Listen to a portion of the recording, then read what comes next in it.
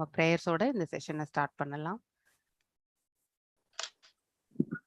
மாதாஜி எங்க கோவில் இது ஷேர் பண்ணலாமா? உங்களுதா? You can personally you can reach out, Mataji. Officially don't share anywhere. Okay. Mataji Officially not, but personally you can tell. Okay okay. அதனால தான் நான் இத்தனை நாள் நான் கேட்காம இருந்தேன். நேற்று இந்த கோவர்தன பூஜை அந்த போட்டோஸ் எல்லாம் நான் அதை கேட்கல, உங்களை கேட்டுட்டு செய்யலாம் அப்படின்றதுக்கோசம் தான் நான் பண்ணேன். நோ ப்ராப்ளம் மாதாஜி. பர்சனலி யூ கேன் உங்க ஃப்ரெண்ட்ஸ் ஷேர்னா, உங்க இங்க இருக்கக்கூடிய ஃப்ரெண்ட்ஸ் ஷேர் பண்ணணும்னா ஷேர் பண்ணலாம். ஆப்வியஸ்லி நம்ம எல்லாருமே பக்கத்துல இருக்கக்கூடிய டெம்பிளுக்கு சேவை பண்ண வேண்டியது பிரபுபாதர் கூட அதுதான் சொல்லியிருக்காரு இல்லையா? ரீச்சிங் அவுட் எதுக்கு அவர் அப்படி சொல்லியிருக்காருன்னா, அப்பதான் நம்ம டெய்லி பேசிஸ் வந்து அந்த கோயிலோட நம்மளால தொடர்பு வச்சுக்க முடியும், டிவோட்டி அசோசியேஷன் கிடைக்கும், பிரசாதம் நம்ம ஸ்வீகரிக்க முடியும் இல்லையா? ஸோ அந்த பக்தி பாதையில நம்ம கண்டினியூஸா இருக்கிறதுக்கான மார்க்கம் வந்து இந்த பக்கத்துல இருக்கக்கூடிய கோயில்ல வந்து நமக்கு அந்த அசோசியேஷனால கிடைக்கிறது. ஸோ இது ஆன்லைன்ல வந்து நம்ம ஹரே கிருஷ்ணா. ஸோ நாம ஆன்லைன் சேவையில இங்க இருக்கோம். பட் நம்மளுடைய இங்க இருந்து வந்த இந்த ஃபெசிலிட்டில இருந்தா நம்ம ஞானத்தை வந்து எடுத்துட்டோம் இல்லையா? ஸோ பகவானை பத்தி தெரிஞ்சுக்கிறதுக்கு ஒரு ஆப்பர்ச்சுனிட்டி நம்ம ஸ்ரீ ஸ்ரீ ராதா கோவிந்தா டெம்பிள், நம்ம என்என்டி பிரபுஜியோட அவருடைய இதுல இருந்து தான் நமக்கு கிடைச்சது. ஸோ அதனால வி ஷுட் ஹாவ் சம்திங். இந்த கோயிலோடையும் நம்ம அசோசியேஷன் இருக்கணும், கடைசி வரைக்குமே இருக்கணும். ஏன்னா எங்கிருந்து நம்ம வந்து எடுத்துட்டோமோ அங்க கொஞ்சம் நம்மளுடைய லாயல்ட்டி என்பது சொல்லுவாங்க இல்லையா, த கர்டசி லாயல்ட்டி எல்லாமே வந்து அந்த ஒரு கோயிலுக்காக நம்ம வழங்கணும்ன்றது நமக்கு இருக்கணும். பட் சேவை பிசிக்கலி சேவை உங்களால வந்து டெய்லி பேசிஸ்ல வந்து இங்க பண்ண முடியாது இல்லையா? ஸோ அதனால பிசிக்கல் சேவை வீட்டுக்கிட்ட இருக்கக்கூடிய டெம்பிள்ஸ்ல நீங்க கண்டிப்பா செய்யலாம். பிரபுபாதர் கூட அதுதான் சொல்லியிருக்காரு. ஸோ நமக்கு எங்க ஆப்பர்ச்சுனிட்டி கிடைச்சிருக்கோ அங்க வந்து கண்டிப்பா செய்யறது நல்லது. ஆனா இதை வந்து நம்ம இந்த சேவையில நம்ம கலந்து இருக்கும் பொழுது கடைசி வரைக்கும் நம்ம ஸ்ரீ ஸ்ரீ ராதா கோவிந்தா டெம்பிளோட அசோசியேஷன்ல நம்ம இருக்க வேண்டியது.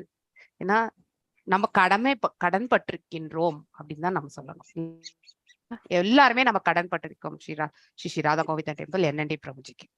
ஸோ இவ்வளோ பெரிய இது எத்தனையோ ஐ திங்க் இஸ்கான் வந்து ஆன்லைன் கிளாஸஸ் இருந்தா கூட ஸோ நம்ம ஸ்ரீ ஸ்ரீ ராதா கோவிந்தா டெம்பிள் மாதிரி சக்சஸ் வந்து பார்த்தீங்கன்னா சக்சஸ் ரேட் வந்து ஜாஸ்தி நம்ம அதுதான். ஸோ அவர் இவ்வளோ பெரிய சேவை வந்து அதாவது லாஸ்ட் இயர் எல்லாம் பார்த்தீங்கன்னா 21ல ஜூன் எல்லாம் பார்த்தீங்கன்னா 1000 people அண்ட் ஆல் அட்டெண்டட். சொல்லணும்னா I have still that groups இருக்கு. அவ்வளோ பெரிய லெவல்ல வந்து தமிழ்ல பார்த்தீங்கன்னா 1000 பேர் அட்டென்ட் பண்ணவங்க கூட உண்டு செஷன் 7 PM. அப்போ ஒரு செஷன் தான் இருந்தது. அதுக்கப்புறம் தான் ஸ்லோவா இந்த 22 ஜனவரி தான் மல்டிபிள் செஷன்ஸே நம்ம ஸ்டார்ட் பண்ணோம் இல்லையா? நவம்பர் டிசம்பர்ல தான் ஸ்டார்ட் ஆச்சு.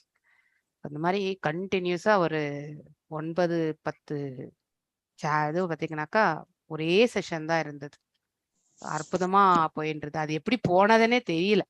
அவ்வளோ இது இவந்தோ மத்தியில எல்லாருக்கும் நிறைய பேருக்கு கொரோனா இதெல்லாம் வந்து நம்ம அஃபெக்ட் ஆகி கூட அந்த சேவையில எந்த ஒரு அதாவது இடையூறு இல்லாம பகவான் எடுத்துட்டு போயிட்டார் இல்லையா? ஸோ நாம பண்ணல அந்த சேவை, பகவான் செய்ய வச்சுட்டார், அவ்வளவுதான்.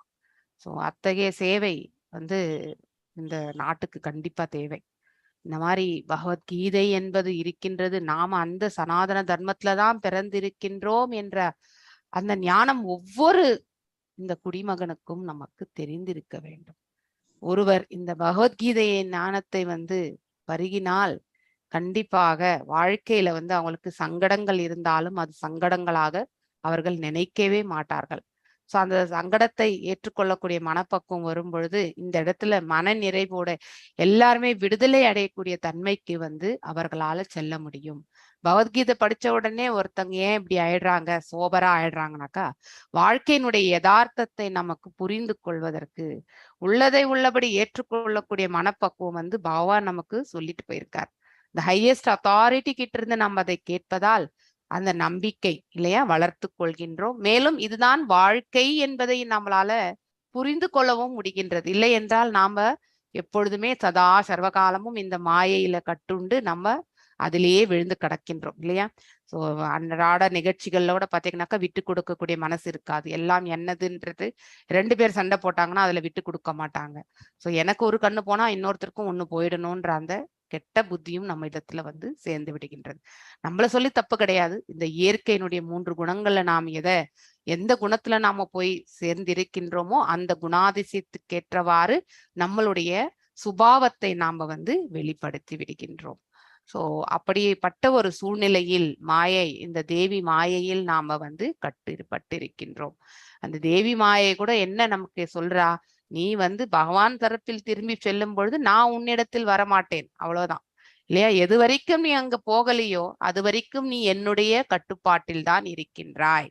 சோ உனக்கு ரட்சணை நான் தான். சோ நீ என்ன செய்யணும்னு நினைக்கிறியோ, குரோதமாக இருக்கணுமா செய், அதே மாதிரி பேராசை கொள்கின்றாயா செய், இல்லையா? அடுத்தவர்களை ஏமாற்றுகின்றாயா அந்த செயலும் செய். இந்த மாதிரி அதாவது அந்த செயலுக்கேற்ற பலனை நீ இந்த இடத்தில் மீண்டும் அனுபவிப்பாய் என்பதை வந்து உத்தரவாதம் செய்கின்றாள் அவள் நமக்கு, இல்லையா? சோ ஆனா எப்பொழுது நீ எல்லாம் வல்ல இறைவன் தரப்பில் அந்த பக்கம் நாம திரும்பி பார்க்கும் பொழுது கண்டிப்பாக அவளும் வந்து நமக்கு வழிவிடுகின்றாள். எஸ், திஸ் இஸ் த பாத், நீங்க ஏற்று செல்ல வேண்டிய பாதை இதுதான் அப்படின்னு வந்து நமக்கும் அவள் பாதையை வகுத்து கொடுக்கிறாள். ஆனால் எதுவரைக்கும் நாம அந்த ஞானத்தின் தரப்பில் திரும்பி பார்க்காத வரைக்குமே நாம இந்த பூ உலகத்தில் வந்து சங்கடங்களாகவும் பெரும் சங்கடங்களாகவும் நாம வந்து கருதக்கூடிய பக்குவ நிலையில தான் இருப்போம். ஆனால் அதே பகவான் தரப்பில் நாம் திரும்பி பார்க்கும் பொழுது சங்கடங்கள் எவ்வளவு பெரியதாக இருந்தாலும் அது நமக்கு வந்து சங்கடமாகவே இருக்காது. எல்லாம் வல்ல இறைவனுடைய இச்சை அதுவென்றால் அதையே நாம ஏற்றுக்கொள்ள வேண்டும். ஏனென்றால் இதுக்கு மேல பெருசா கூட நமக்கு வந்து ப்ராப்ளம்ஸ் இருந்திருக்கலாம். பகவான் நமக்கு இத்துணுண்டு கொடுத்து நம்மள வந்து அதை வந்து பேலன்ஸ் பண்ணி எடுத்துட்டு போகக்கூடிய மார்க்கத்தை அவரே வழங்குவார் அப்படிங்கிற அந்த நம்பிக்கை வந்து நம்ம இடத்துல வந்து ஏற்படுகின்றது. இதுதான் பக்தி மார்க்கத்துல நாம கற்றுக்கொள்ள வேண்டிய மிக மிக முக்கியமான அந்த நிலை ஆக்சுவலி. சோ அதுதான் பகவான் மீது நம்ம மனதை நிலைநிறுத்துவது, சமாதி நிலை. உட்கார்ந்து நம்ம யோக பயிற்சிகள் எல்லாம் செய்ய வேண்டிய அவசியம் கிடையாது, இல்லையா? உடலை வருத்தி கொண்டு வெறும் பிரகாசத்தின் மீது நம்மளுடைய ஞானத்தை யாராலும் ஃபோக்கஸ் பண்ணி ஒரு 10 செகண்டுக்கு மேல அந்த வெளிச்சத்தையே பார்க்க முடியுமா? நார்மலான மனிதர்களாகிய நம்மளால கண்டிப்பா பார்க்கவே முடியாது. அந்த யோக நிலையை அடையிறவங்க கூட பற்பல வருடங்கள் அந்த நிலையில வந்து அவர்கள் பயிற்சி செய்துதான் அந்த நிலைக்கே வந்திருப்பாங்க. அது வந்து அவ்வளவு ஈஸியான டாஸ்க் கிடையாது. ஆனா பக்தி நம்மளால செய்ய முடியும், இல்லையா? எந்த ஒரு இதுவுமே இல்லாம பிளைண்டா கூட போயிட்டு நம்ம எடுத்து வச்சுட்டு நம்ம வந்து செய்யக்கூடிய இது வந்து பக்தி. யாரு வேண்டும் என்றாலும் பக்தி செய்யறதுக்கு வந்து சுலபமாக செய்ய முடியும். ஆனால் அதை பயிற்சி செய்வதுல தான் நமக்கு வந்து சிரமம் வரும், இல்லையா? அன்றாட நிகழ்ச்சிகள்ல தங்கு தடையின்றி நாம ஒரு 4:30 மணிக்கு எழுறோம்னா ஒரு நாளை போல எப்பவுமே 4:30 மணிக்கு எழணும், இல்லையா? அந்த 4:30 மணிக்கு மங்களார்த்தியில வந்து ஜாயின் பண்ணணும்னாக்கா ஒரு நாளைக்கு 5 நிமிஷம் லேட் ஆகும். இந்த பயிற்சியில தான் நம்ம வந்து எப்பவுமே இடையூறுகள் வருமே தவிர, ஆனா பயிற்சி செய்வது என்பது மிக சுலபமானது. சோ இது நம்மளுடைய இந்த தாம்சிக் நேச்சர்ல இருந்து நாம வந்து வெளியே வரணும். ஓகே, சோ நாம இப்போ இந்த செஷனுக்குள்ள போகலாம். ஓம் நமோ பகவதே வாசுதேவாய. ஓம் நமோ பகவதே வாசுதேவாய. ஓம் நமோ பகவதே வாசுதேவாய. நாராயணம் நமஸ்கிருத்யம் நரம் சைவ நரோத்தமம் தேவீம் சரஸ்வதிம் வியாசம் ததோ ஜயம் உதீரயேத். நஷ்டப்ராயேஷு பதரேஷு நித்யம் பாகவத சேவையாம் பகவத்ய உத்தம ஸ்லோகே பக்திர் பவதி நைஸ்திகி. ஓம் அஜ்ஞானதிமிராந்தஸ்ய ஞானாஞ்சனய ஷலாக்கய சக்ஷுருன்மிலிதம் येन तस्मै श्री गुरवे नमः. श्री चैतन्य मनोभीष्टं स्थापितं येन भूतले स्वयं रूपा गदामाह्यं तदा स्वापदण्डिकं.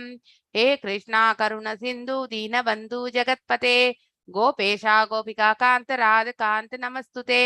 तप्त काञ्चन गौरांगी राधे वृन्दावनेश्वरी ऋषभानुसुते देवी प्रणमामि हरिप्रिये. वाञ्छकल्पदारुभ्यश्च कृपसिन्धुभ्य एव च पतितनां पावनेभ्यो वैष्णवेभ्यो नमो नमः. जय श्री कृष्ण चैतन्य प्रभु नित्यानंद श्री अद्वैत गदाधर श्रीवासदि गौर भक्त वृंद. हरे कृष्णा कृष्ण कृष्ण हरे हरे हरे राम राम राम हरे हरे. எல்லாருக்கும் வணக்கங்கள். நாம இப்போ இந்த பிரபுபாத பிரணத்தியோட இந்த செஷனை ஸ்டார்ட் பண்ணலாம். நான் பாடுறேன் மாதாஜி. பாடுறேன். நம ஓம் விஷ்ணு பாதாய கிருஷ்ண பிரஷ்டாய भूतले श्रीमदे भक्ति वेदांत स्वामिन् इति नामिने। नमो ॐ विष्णुपदाय विष्णुपदाय कृष्णप्रेष्ठाय भूतले भक्ति भक्ति वेदांत स्वामिन् इति नामिने। नमस्ते सरस्वती देवे गौरवाणी प्रचारिणे निर्विशेष शून्यवादे पाश्चात्देशधारिणे। नमस्ते सरस्वती देवे गौरवाणी प्रचारिणे निर्विशेष शून्यवादे पाश्चात्देशधारिणे। जय श्री कृष्ण चैतन्य प्रभो नित्यानंद श्री अद्वैत गदाधर शिवासादि गौर भक्त वृंदा। जय श्री कृष्ण चैतन्य प्रभु नित्यानंद श्री अद्वैत गदाधर शिवासादि गौर भक्त वृंदा। हरे कृष्णा कृष्ण कृष्णा हरे हरे हरे रामा राम राम हरे हरे हरे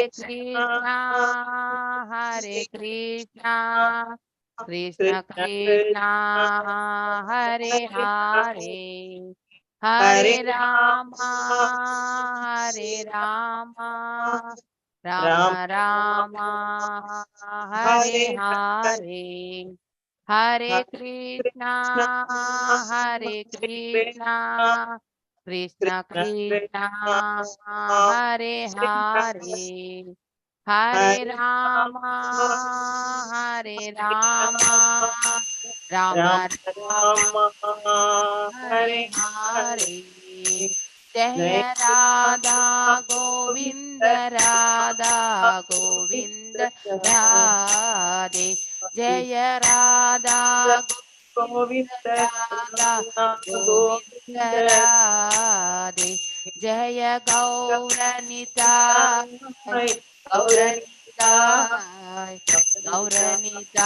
जय गौरनिताय जय प्रभुपदा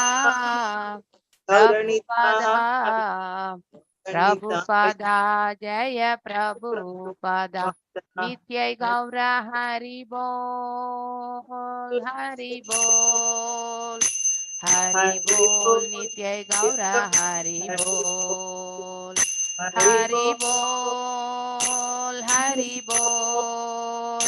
हरि बोल नित्य गौर हरि बोल। हरे कृष्णा எல்லாருக்கும் हरे कृष्णा। பதம் 20 ஜெயலட்சுமி மாதாஜி வாசிங்க நீங்க। नासिके निरभित्येधाम तौ धूयति नभस्वतिः तत्र वायुर्गन्धः वायो ग्रानो नसि जिक्रुषतः। यस वासिंग माताजी। हरे कृष्ण माताजी। नासिके निरभित्येधाम तौ धूयति नभस्वति तत्र वायुर्गन्धवहो ग्रानो नसि जिक्रुक्षतः।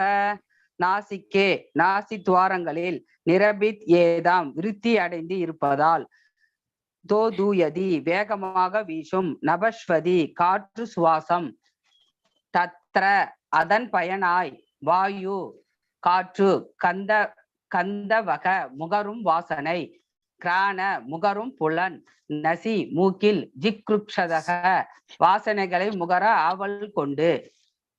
மொழிபெயர்ப்பு. அதன் பின் பரமபுருஷர் வாசனைகளை முகர விரும்பிய பொழுது நாசி துவாரங்களும் சுவாசமும் உண்டாயின, மூக்கும் மனங்களும் தோன்றின. வாசனையை சுமந்து வரும் காற்று தேவனும் தோன்றினார். பொருளுரை. பகவான் முகர விரும்பியதும் முகரும் கருவி, மனம், ஆளும் மூர்த்தியான காற்று, முகருதல் போன்ற அனைத்தும் ஏக காலத்தில் தோற்றத்திற்கு வந்தன. ஜீவராசிகளால் ஒன்று செயல்படுத்தப்படுவதற்கு முதலில் அப்பொருள் பரமனால் விரும்பப்படுகிறது என்று உபனிஷத் வாக்கியங்கள் உறுதி செய்கின்றன. பகவான் முகரும் பொழுது ஜீவராசியால் முகர முடிகிறது இத்தியாதி. ஜீவராசியால் சுதந்திரமாக எதையும் செய்ய முடியாது என்பதே இதன் கருத்து. எதையேனும் சுதந்திரமாக செய்ய வேண்டும் என்று அவனால் சிந்திக்க முடியுமே அன்றி அவனால் சுதந்திரமாக செயல்பட முடியாது. ஆனால் பகவானின் கருணையால் தான் சிந்தனையை உருவமைக்க முடியும். ஆகவே தான் நாம் ஒன்றும் நினைக்க தெய்வம் வேறு நினைக்கும் என்று கூறப்படுகிறது. இந்த விளக்கம் ஜீவராசி பரமனை முற்றிலும் சார்ந்திருப்பதையும் பரமபுருஷரின் பரிபூர்ண சுதந்திரத்தையும் பற்றியதாகும். பகவானுக்கு சமமானவர்கள் என்று கூறிக்கொள்ளும் அறிவற்றவர்கள் தாங்கள் பரிபூரணமானவர்கள் என்பதையும் சுதந்திரமானவர்கள் என்பதையும் முதலில் நிரூபிக்க வேண்டும். அதன் பிறகு பகவானோடு தாங்கள் ஒன்றுபட்டவர்கள் எனும் அவர்களுடைய கூற்றை அவர்கள் ஆதாரத்துடன் நிரூபிக்க வேண்டும். ஹரே கிருஷ்ணா மாதாஜி. ஹரே கிருஷ்ணா மாதாஜி. சோ பஞ்சமகா பூதங்கள்ல முதல்ல வந்து நம்ம என்ன பார்த்தோம்? சுவையினுடைய இது வர்ணனை பார்த்தோம் இல்லையா? அதாவது மழை, நீருடைய இதை பார்த்தோம். நம்ம அடுத்து வந்து அக்னியை பற்றி பார்த்தோம். இப்போ வாயுவை பற்றி பார்க்க போகின்றோம்.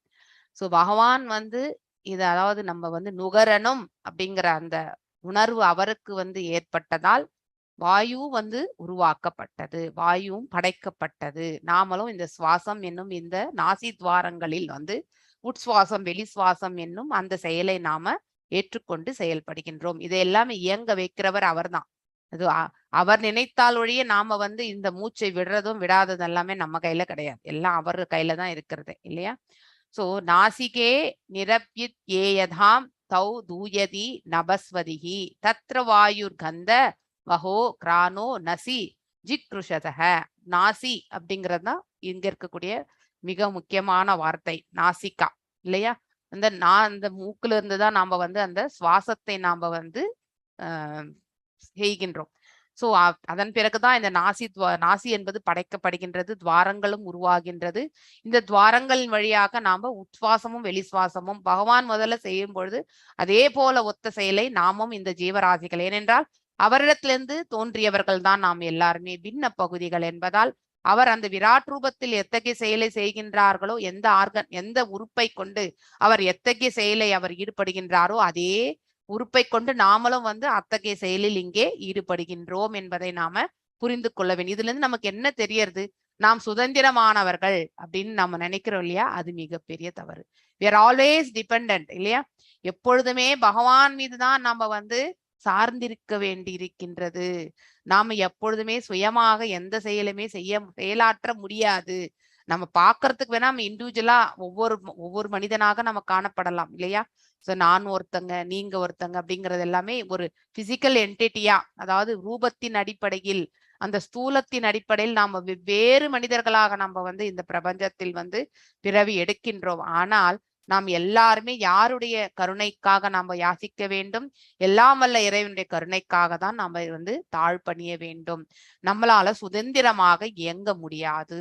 ஏனென்றால் ஒவ்வொரு செயலுமே இந்த உடலில் நாம் செய்கின்றோம். அந்த செயல் முதலில் தோற்றுவிக்கப்பட்டது யாரால் என்பது எல்லாம் வல்ல இறைவனால் அப்படிங்கிறத நாம புரிந்து கொள்ள வேண்டும். பஞ்சபூதங்களால் ஆனது இந்த உடல் அப்படின்னு நம்ம சொல்றோம் இல்லையா?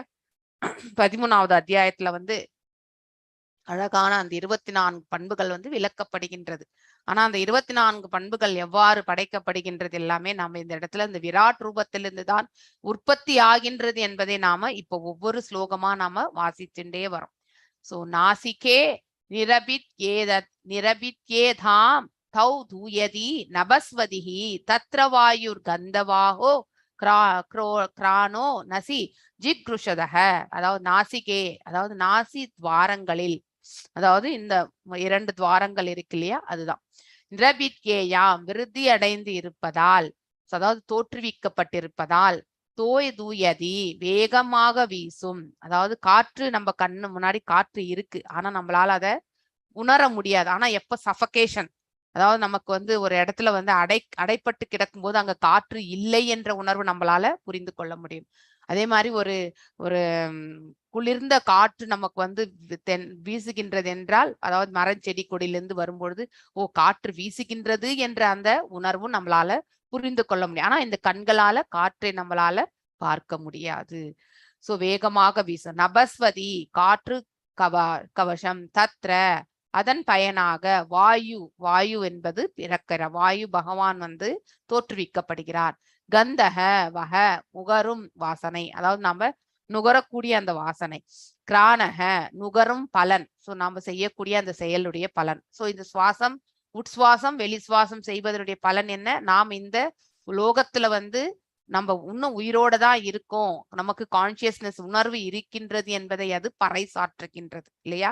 சோ ஒவ்வொரு இதுலயுமே வந்து நம்ம அதே மாதிரி ஒரு தென்றல் வீசுகின்றது, இல்லை காற்று பலமாக வீசுகின்றது, இதை வைத்து நம்ம ஒவ்வொரு செயலும் வந்து நம்ம வந்து சுழல் காற்று வீசுகின்றது, அதனால வந்து இந்த பிரபஞ்சத்துல வந்து வெள்ளப்பெருக்கு எடுத்து ஓடும், மழை பொழியும் அப்படிங்கிறது எல்லாமே நாம வான்வெளியிலிருந்து தெரிந்து கொள்கிறோம். சோ அந்த மாதிரி அதனுடைய பலன் என்ன அப்படிங்கிறதையும் நாம வந்து புரிந்து கொள்ளணும். நுகரும் புலன், அதாவது இந்த புலன் நாசி என்பது வந்து இந்த புலன், இந்த ஆர்கனை யூஸ் பண்ணி தான், இந்த உறுப்பை உபயோகப்படுத்தி தான் நாம வந்து சுவாசத்தை நாம மேற்கொள்கின்றோம். சோ காற்று வெவ்வேறு நிலைகள் வந்து உபயோகப்படுகின்றது இல்லையா? நம்மளுடைய உணவு ஜீரண சக்திக்கு கூட வந்து காற்று மிக முக்கியம். உள்ள போறது வெளியே வர்றது, இந்த இது 2 செயல்பட்டாதான் நமக்கு வந்து ஜீரணமாகி இந்த ஏப்பம் விடுறது கூட தட் இஸ் த வெளியில வர்றது. இந்த காற்று உள்ள போகாம உணவு வந்து செரிக்காது. சோ ஜிக்ருஷதக வாசனைகளை நுகர ஆவல் கொண்டு இல்லையா, ஸ்மெல் பண்றது. சோ பரிமளத்தை நாம எப்பவுமே வந்து இப்ப மல்லிகை பூ, அதே மாதிரி செந்தாமரை பூ, மேலும் வந்து இந்த பவழமல்லி, இது எல்லாவற்றையுமே நம்ம நுகரணும்னு ஆசைப்படுவோம் இல்லையா, அதனுடைய வாசனைக்காக. சோ அதன் பின் பரம புருஷர் வாசனைகளை நுகர விரும்பிய பொழுது நாசித்வாரங்களும் சுவாசமும் உண்டாயின. அவர் சுவாசிக்கணும்னு நினைச்சதுனால இந்த நாசித்வாரங்களும் மற்றும் அதாவது பாத்தீங்கன்னாக்கா சுவாசமும், அதாவது இந்த ப்ராசஸ் உட்சுவாசம் வெளி சுவாசம் என்னும் அந்த செயல்பாடும் வந்து உருவாயின. மூக்கும், அதாவது இந்த நாசியும் மனங்களும் தோன்றின, அதாவது ஸ்மெல் இல்லையா. சோ அதாவது ஒரு குறிப்பிட்ட விதமான வாசனை இல்லையா, சிலது நறுமணமா இருக்கலாம், சிலது துர்மணமா இருக்கலாம். சோ இந்த மாதிரி வந்து நறுமணத்திலே வெவ்வேறு வகையான வெரைட்டிஸ் இல்லையா. ஒரு ரோஸ் ஃப்ளவருடைய நறுமணம் வந்து, அதாவது பாத்தீங்கன்னாக்க ரோஜா பூனுடைய நறுமணம் வேற மாதிரி இருக்கும், அதே மாதிரி வந்து மல்லிகை பூனுடைய நறுமணம் வேற மாதிரி இருக்கும். அந்த மாதிரி ஒவ்வொரு மலருடைய நறுமணமும் வந்து வெவ்வேறு நிலை. ஒரு பழத்தினுடைய நறுமணம் வந்து பைனாப்பிளுடைய நறுமணம் வந்து டிஃப்ரெண்ட், பலாப்பழத்தினுடைய நறுமணம் டிஃப்ரெண்ட், வாழைப்பழத்தினுடைய நறுமணம் டிஃப்ரெண்ட். அதனால ஒவ்வொன்றுமே மனங்களை கொண்டது. அதை நாம எப்படி தெரிஞ்சுக்கிறோம்? நாசியில வந்து அந்த ஸ்மெல் பண்ணிதான் இல்லையா, நுகருதல் என்னும் அந்த செயல் புரிந்துதான் நாம வந்து தெரிந்து கொள்கின்றோம். வாசனையை சுமந்து வருவது எது? அந்த காற்று தான். சோ நமக்கு வந்து இந்த ஸ்மெல் பண்ணும்பொழுது, இழுக்கும் பொழுது அந்த இதுல இருந்து வரக்கூடிய இந்த காற்றுல தான் நம்ம வந்து அந்த நுகருவதால் ஏற்படக்கூடிய அந்த ஸ்மெல் வந்து நம்மளால புரிந்து உணர முடிகிறது. சோ அப்படி சுமந்து வரும் அந்த காற்று தேவனும் வந்து தோன்றினார். சோ பகவானுடைய இந்த விருப்பத்தால் அந்த தேவரும் வந்து தோன்றினார் என்பதை நாம் இந்த இடத்துல புரிந்து கொள்ள வேண்டும். சோ பகவான் நுகர விரும்பியதும் நுகரும் கருவி, அதாவது இந்த நாசி, மனம், அதாவது ஸ்மெல் இல்லையா. மனம் என்பது ஒவ்வொரு வஸ்துக்கும் இருக்கக்கூடிய அதனுடைய சுபாவம். மேலும் ஆளும் மூர்த்தியான அந்த காற்றைக்கு அதிபதியா இருக்கக்கூடிய வாயு தேவன், நுகருதல் போன்ற அனைத்தும், அதாவது நுகருதல் என்பது அந்த நுகரும் அந்த செயல்பாடை செய்யக்கூடிய தன்மை, ஏக காலத்தில் தோற்றத்திற்கு வந்தன. எல்லாமே வந்து இந்த சிருஷ்டியில வந்து படைக்கப்பட்டது பகவானால் என்பதை நாம் இந்த இடத்துல புரிந்து கொள்ள வேண்டும். ஜீவராசிகளால் ஒன்று செயற்படுத்துவதற்கு முன்பு நாம் எல்லாம் ஒரு செயலில் ஈடுபட்டிருக்கின்றோம் அப்படின்னாக்கா, ஃபார் எக்ஸாம்பிள் நாம இந்த 2 கைகளால் ஒரு சமையல் செய்யறோம், ஏதோ ஒண்ணு செய்யறோம்னாக்கா, இந்த கைகளை கொண்டு செயல்பட முடியும் என்பதை பகவான் ஆல்ரெடி வந்து செயல்படணும்னு நினைக்கிறத வந்து அவர் செய்ததால் தான் நாம இந்த இடத்துல செய்கின்றோம் இல்லையா? அதே மாதிரி இந்த வாய் கொண்டு பேச முடியும் என்பதால் பகவான் செய்தார், அதனால நாம செய்கின்றோம். அதே மாதிரி இந்த வாயை கொண்டு நாம வந்து அதாவது ருசிக்கின்றோம், எல்லாமே பேசுகின்றோம், உணவு உண்கின்றோம், 2 விதமான செயல்கள் செய்கின்றோம். இதையெல்லாம் அவர் செய்ததால் நாம் செய்கின்றோம். காதை கொண்டு கேட்கின்றோம், பகவானும் செய்கின்றார், அதேதான் நாமளும் வந்து செய்கின்றோம். சோ அதே மாதிரி கண்களால் வந்து பகவான் பார்க்கின்றார், நாமளும் அதே கண்களால் வந்து நாம பார்த்தல் என்னும் அந்த செயலை நாம செய்கின்றோம். இதெல்லாமே விராட் ரூபத்தினுடைய செயல்பாடுகள் எல்லாமே அவர் முதலில் செய்யும் பொழுது நாம் அதை பின்பற்றி நாமளும் வந்து அவரிடம் இருந்து தோன்றிய நாமும் அத்தகைய செயல்களில் நாம ஈடுபடுகின்றோம். சோ நாம எதையுமே இண்டிவிஜுவலா நம்ம செய்தது கிடையாது. ஆல்ரெடி எதை செய்தாங்களோ அதை நாம திருப்பி செஞ்சுட்டு இருக்கோம், அவ்வளவுதான். ஜீவராசிகளால் ஒன்று செயற்படுவதற்கு முன் முதலில் அப்பொருள் பரமனால் விரும்பப்படுகின்றது என்று உபனிஷத் வாக்கியங்கள் உறுதி செய்கின்றன இல்லையா? இப்ப இந்த 3 ஸ்லோகத்திலிருந்தே நாம பார்த்துட்டு இருக்கும்போது பகவான் அதை விரும்பும் பொழுது அந்த செயலில் அவர் ஈடுபடுகின்றார் இல்லையா? அதே செயலை நாம அவரிடமிருந்து தோன்றிய பின்ன பகுதிகளும் நாமளும் இயங்குகின்றோம். ஜீவராசியால் சுதந்திரமாக எதையும் செய்ய முடியாது என்பதே இதன் கருத்து இல்லையா? இதுல இருந்து நமக்கு என்ன தெரியறது? நாம வந்து எதையுமே வந்து ஃப்ரீ வில்லா நம்மளால செய்ய முடியாது, ஃப்ரீடமா நம்மளால வந்து இயங்க முடியாது இல்லையா? நாம எல்லாருமே சுதந்திரம் பெற்ற நாட்டுலதான் வாழ்ந்துட்டு இருக்கோம். ஆனா சுதந்திரம் என்பது அடிமைத்தனத்திலிருந்து நம்ம வெளியே வந்தோம். ஆனா அந்த சுதந்திரம் என்பது நம்ம வந்து பகவானிடத்திலிருந்து நாம பெறவில்லை, பெறவும் முடியாது. ஏனென்றால் அவர்தான் நம்மளை எல்லாருமே படைத்தவர், ரட்சிப்பவரும் அவர்தான், இறுதியில் அடைக்கலமும் அவர்தான் இல்லையா? அப்படி இருக்கும் பொழுது நாம தனித்து இயங்குகின்றோம் என்ற எண்ணம் நம்முள்ள எப்பொழுதுமே தோன்றக்கூடாது. எதையேனும் சுதந்திரமாக செய்ய வேண்டும் என்று அவனால் சிந்திக்க முடியுமே என்று ஒன்லி தாட் ப்ராசஸ்ல தான் நம்ம நினைக்கலாம். ஃப்ரீடமா நம்ம பிள்ளை கூட ஒரு 22, 23 வயசான பிறகு இந்த இத்தனை ஆண்டுகள் அம்மா நான் பேச்சை தானே கேட்டேன், இப்ப எனக்கு வந்து ஃப்ரீடம் கொடு, நான் இதை தான் செய்யணும் அப்படின்னு நம்ம நினைக்கிறோம் இல்லையா? ஆனா நம்முடைய கருத்துக்களை வந்து பிள்ளைகள் ஏற்பதில்லை அந்த சமயத்தில் என்று நினைக்கிறோம். உண்மையிலே அவர்கள் சுதந்திரமாக இயங்கிக் கொண்டிருக்கிறார்களா? இல்லவே இல்லை. அவர்களுடைய குணாதிசயத்திற்கேற்றவாறு ஒரு குறிப்பிட்ட விதமான சுபாவத்தை அவர்கள் பயின்று அதற்கே அவர்கள் அடிமையாகிறார்கள். ஒன்று சத்துவமா இருக்கலாம், இல்லை ரஜோவா இருக்கலாம், இல்லை தாம்சிக்கா இருக்கலாம் இல்லையா? மெஜாரிட்டி ரஜோ அண்ட் தமஸ் தான். அவங்கதான் வந்து பெரியவர்களுடைய வார்த்தையை வந்து எஸ் நீங்க எனக்கு ஃப்ரீடம் வேணும், எனக்கு சுதந்திரம் வேண்டும் என்று நினைக்கக்கூடிய தன்மை நமக்கு ஏற்படுத்துகின்றது. ஆனால் நம்மளால சுதந்திரமாக இயங்க முடியுமா? கண்டிப்பா முடியாது. ஆனால் பகவானின் கருணையால் தான் சிந்தனையை உருவமைக்க முடியும், நம்ம சிந்திக்க முடியும். தாட் ப்ராசஸ் நாம தான் எடுத்துட்டு வரதே. ஏன்னா அந்த ஃப்ரீடம் நமக்கு பகவான் கொடுத்திருக்காரு. சோ நம்ம ஜீவாத்மா என்ன செய்யறது? புத்தியை எழுந்து இன்வோக் பண்ணிடுறது. எஸ் இது செய்யணும், செயல்படுத்தணும்ன்றது ஒரே ஒரு தீப்பொறி மாதிரி அதை வந்து செயல்பட வைக்கின்றது. ஆனா அந்த புத்தி என்ன செய்கின்றது? தன்னுடைய குணாதிசயத்துக்கு ஏற்றவாறு மனதை வந்து இயக்கி விடுகின்றது. மனது என்ன செய்கின்றது? மனதின் அதன் தரப்பில் வந்து லயிக்க ஆரம்பிக்கின்றது இல்லையா? லயிக்க ஆரம்பித்த பிறகு புலன்களும் வந்து செயலாற்ற துவங்குகின்றது. சோ நம்மளால வந்து வெறுமனே சிந்தனை மட்டும்தான் செய்ய முடியும், செயலாக்க கண்டிப்பாக முடியாது இல்லையா? நாம ஒண்ணு நினைச்சா கடவுள் ஒண்ணு செய்யறார் அப்படின்னு நம்ம நிறைய இடத்துல நிறைய பேர் அவங்களுடைய எக்ஸ்பீரியன்ஸ் சொல்லுவாங்க. இது இப்படிதான் ஆகும்னு நினைச்சுன்னு நம்ம இறங்கியிருப்போம். ஆனா அதற்கு எதிர்மறையாகவே அந்த செயல்பாடுனுடைய அவுட்கம் வந்து நிற்கும். சோ அதனால நாம நினைக்க மட்டும்தான் முடியும். கடவுள் ஒருத்தர் தான் அதை வந்து we can only propose, God only will dispose இல்லையா? சோ எதுவுமே நாம் டிஸ்போஸ் பண்ண முடியாது. இந்த இடத்துல எதையாவது நம்மளால ஃபைனலா வந்து டிஸ்போஸ் பண்ண முடியுமா? கண்டிப்பா முடியாது. Only we can propose. நான் இப்படி செய்யணும் அப்படி செய்யணும்னு நான் மட்டும்தான் நினைப்பேன். ஆனா அவுட்கம் எப்படி வரும்ன்றது நமக்கு தெரியாது இல்லையா? நன்மையாகவும் இருக்கலாம், தீமையாகவும் இருக்கலாம் நமக்கு. ஆனா நமக்கு எது நல்லதுன்றத பகவான் கொடுப்பார். அந்த ஒரு கான்பிடன்ஸ் மட்டும் நமக்கு எப்பவுமே இருக்கணும், நம்பிக்கை மட்டும். ஆகவே தான் நாம் ஒன்று நினைக்க தெய்வம் வேறு நினைக்கும் என்று கூறப்படுகின்றது. இந்த வாக்கியம் வந்து நம்ம நிறைய இடத்துல நாம ஒண்ணு நினைச்சா கடவுள் ஒண்ணு செய்யறாருப்பா அப்படின்னு நம்ம சொல்றோம் இல்லையா? பிளைண்டா சொல்லக்கூடியது. ஆனா அது நிஜம். எதற்கென்றால் we will never be able to dispose. நாம் எப்பொழுதுமே நம்ம ஒரு செயலை வந்து செயல்படுத்தி அதனுடைய விளைவு இப்படி வரும்ன்றத வந்து நம்மளால நடத்தி காட்ட முடியாது. அவருடைய விருப்பம் இல்லாமல் நாம் அதை வந்து நிறைவுபடுத்த முடியாது. நாம் அதனால everything under his supreme will தான் நாம எல்லா செயல்களையுமே செய்ய வேண்டும். இதை உணர்ந்து செய்யும் பொழுது நமக்கு நல் மார்க்கமும் ஏற்படுகிறது இல்லையா? பரமபுருஷரின் பரிபூர்ண சுதந்திரத்தை பற்றியதாகும். Is the only person who has freedom. நமக்கு யாருக்குமே சுதந்திரம் கிடையாது. ஈவன் தேவர்களுக்கு கூட சுதந்திரம் கிடையாது. அவர்கள் எல்லாமே பகவானுடைய அவர் என்ன சொல்லியிருக்காரோ அந்த கட்டளையின் கீழ் தான் இயங்குபவர்கள். அவர்கள் ஒரு பெனிடிக்ஷன் கொடுக்கணும்னாக்கா, ஒரு வரம் தன்னுடைய பக்தனுக்கு வழங்கணும்னா கூட அது எல்லாமே பகவானிடத்திலிருந்து வரக்கூடிய அப்ரூவல்ஸும் அந்த பலன்களும் அவரிடமிருந்து தான் வருகின்றது. ஒன்லி அவர்களும் கருவியாக இருந்து அந்த வரங்களை நமக்கு வழங்குகிறார்கள். சோ இப்படி இருக்கும் பொழுது நாம் யாருமே சுதந்திரம் அற்றவர்கள் என்பதை நாம புரிந்து கொள்ள வேண்டும்.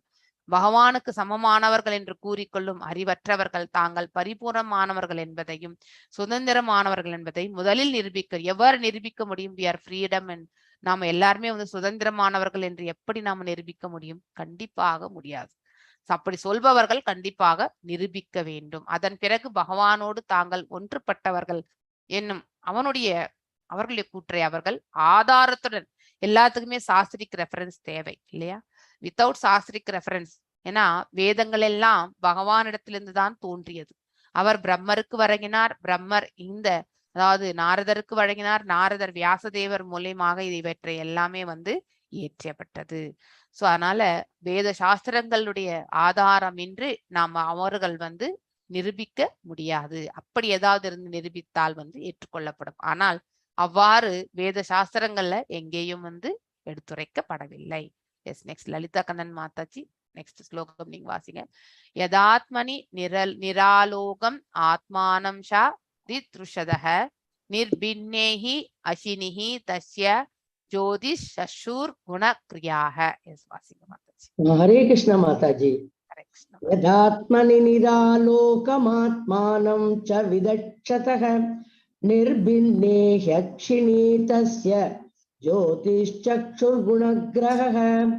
யதா அப்பொழுது, ஆத்மனி தம்மிடம், நிராலோகம் எவ்வித ஒளியும் இல்லாமல், ஆத்மானம் அவரது சொந்த ஆன்மீக உடல், ச பிற தேக வடிவங்களையும், தித்ருக்ஷதக காண விரும்பினார், நிர்பின்னே முளைக்க ஆரம்பித்ததால், ஹி அதற்காக, அக்ஷினி கண்களில், தஸ்ய அவரது, ஜோதிஹி சூரியன், சக்ஷுஹு கண்கள்,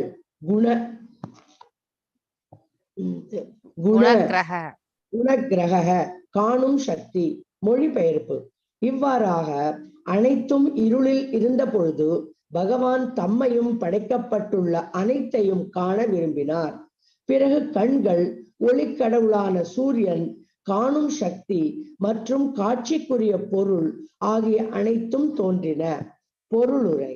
பிரபஞ்சம் இயற்கையாகவே இருள் அடைந்ததாகும். இதனால் மொத்த படைப்பு தமஸ் அல்லது இருள் என்று அழைக்கப்படுகிறது. இருள்தான் பிரபஞ்சத்தின் உண்மையான அம்சம். அவ்வாறாயின் தன்னை உட்பட எதையுமே ஒருவரால் காண முடியாது. பகவான் தமது அகாரணமான கருணையால் முதலில் தம்மையும் படைப்பு முழுவதையும் காண ஆவல் கொண்டார். இதனால் சூரியன் தோற்றத்திற்கு வந்தது. அனைத்து ஜீவராசிகளுக்கும் காணும் சக்தி சாத்தியமாயிற்று. காட்சிக்குரிய பொருட்களும் தோன்றின. அதாவது சூரியன் படைக்கப்பட்ட பின் முழு உலகமும் கண்களுக்கு புலப்பட்டது என்பது இதன் பொருள். ஹரே கிருஷ்ண மாதாஜி. ஹரே கிருஷ்ண மாதாஜி. ஹரே கிருஷ்ணா. யதாத்மனி நிராலோகம் ஆத்மானம் சா தித்ருஷதஹ நிர்பின்னேஹி அசினி தஸ்ய ஜோதிஷ் சஷூர் குணக்ரஹ. யதா அப்பொழுது, ஆத்மனி தம்மிடம், நிராலோகம் எவ்வித ஒளியும் இல்லாமல், ஏனென்றால் பிரம்மர் படைக்கும் பொழுதே இருள்மயமாக தான் இருந்தது இல்லையா? அவரும் அந்த தாமரை மலரிலிருந்து அடியெடுத்து வெளியில வச்சு தன்னை சுற்றி என்ன இருக்கு அப்படிங்கறது தெரிஞ்சு கொள்ளணும்ன்றதுக்காக தான் அவர் அடியெடுத்து வைக்கும் பொழுது, தப என்னும் அந்த 2 வார்த்தைகளை கேட்ட பிறகு மீண்டும் அந்த தாமரை மலரிலே சென்று தவம் புரிய அவர் அந்த செயலில் ஈடுபட்டார் என்பதை நாம படிச்சிருக்கோம். சோ அந்த மாதிரி இருள்மயமானது, அறியாமை என்னும் குணம் வந்து இருளுக்கு சம்பந்தம் இல்லையா? அதனால்தான் நாம் எல்லாருமே நித்திய பத்தர்களாக பிற படைக்கப்பட்டிருக்கின்றோம் என்பதை நாம புரிந்து கொள்ள வேண்டும். இருள்மயமான இந்த பிரபஞ்சத்தில் படைக்கப்படும் பொழுது நாம நித்திய பத்தர்கள் அப்படிங்கிறத வந்து இந்த வார்த்தையிலிருந்து நாம புரிந்து கொள்ள வேண்டும். ஆத்மனம் அவரது சொந்த ஆன்மீக உடல் இல்லையா? நிராலோகம், எவ்வித ஒளியுமே கிடையாதுங்க. சா பிற தேக வடிவங்களையும் தித்ருஷதக காண விரும்பினார். அதாவது பகவான் இந்த பிரபஞ்ச தோற்றத்தையே வந்து அவர் பார்க்கணும்னு விருப்பப்பட்டார். அதனால கண்களை வந்து படைத்தார். மேலும் அந்த கண்கள் வந்து பார்க்கும் பொழுது பிரகாசம் இருக்கணும் இல்லையா? சோ அப்பதான் நம்மளால என்னென்ன வஸ்துக்கள் என்பதை நம்மளால அந்த தோற்றத்துல இருக்கின்றதை பார்க்க முடியும். அதனால பார்வை என்னும் அந்த இது வந்து எதனால நம்மளால வந்து செயல்பட வைக்கப்படுகின்றது? சூரியனுடைய பிரகாசத்தால் தான் நம்மளால வந்து இந்த பார்வையின் மூலியமாக இந்த பிரபஞ்சத்தை வந்து காண முடிகின்றது. அதனால பகவான் சூரிய தேவனையும் வந்து படைத்தார்.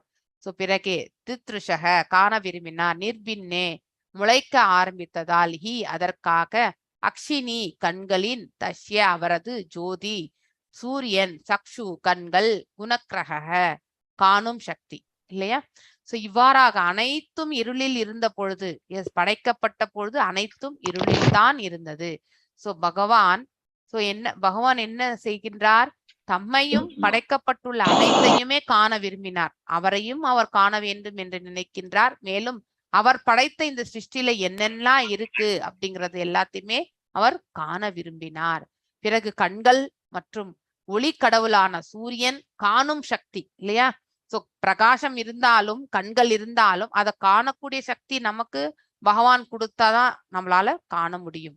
இல்லை என்றால் கண்டிப்பாக காண முடியாது. எத்தனையோ பேர் பிறவிலே குருடாக பிறப்பவர்களும் உண்டு இல்லையா? அந்த மாதிரி கண்கள் இருந்தாலும் கூட அதை வந்து காணும் சக்தி இல்லை என்றால் கண்டிப்பாக ஒன்றும் செய்யவே முடியாது. மற்றும் காட்சிக்குரிய பொருள், அதாவது இந்த பிரபஞ்ச தோற்றம் ஆகிய அனைத்துமே வந்து தோன்றின என்று இந்த ஸ்லோகத்திலிருந்து அழகாக நமக்கு எடுத்துரைக்கப்படுகின்றது.